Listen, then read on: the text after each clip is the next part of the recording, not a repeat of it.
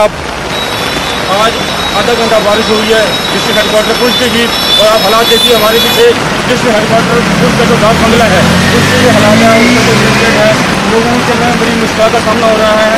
मैं समझता हूँ कि कल कृष्ण जन्माष्टमी का जो त्यौहार था, शोभा यात्रा थी, उसके बीच डिस्पोजल का इस्तेमाल किया गया है, लेकिन लोगों ने डस्टबिन को छोड़कर जो है नाली का इस्तेमाल किया गया है। और साथ में मैं समझता हूँ कि लोगों की क्या छूट है कि जब हम घर बना रहे हैं या डिसमेंटल कर रहे हैं, जितना भी पत्थर है, जो बजरी है, या कोई भी ऐसा घर का सामान है, वो हम नाली के बीच फेंक रहे हैं, जिससे जो है ड्रेन ब्लॉकेज हो रही है। और अब देखिए कि जितना SSP साहब की कोठी है, हमारे लेफ्ट साइड के भी जितने भी घर हैं, इनके भी पानी घुस चुका है शहर का, नालियों का।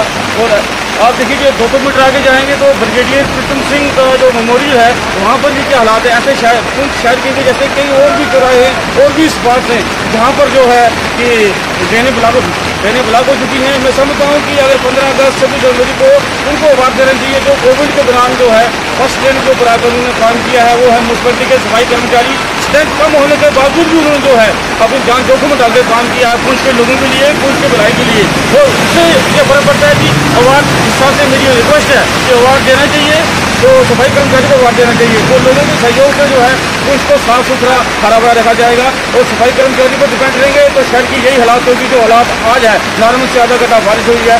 थैंक यू, जय हिंद।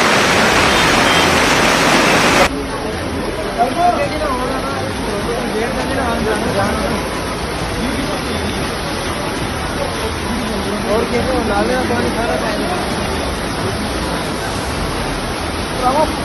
फोन पकड़े ध्यान करने में मेरा फोन गया ना।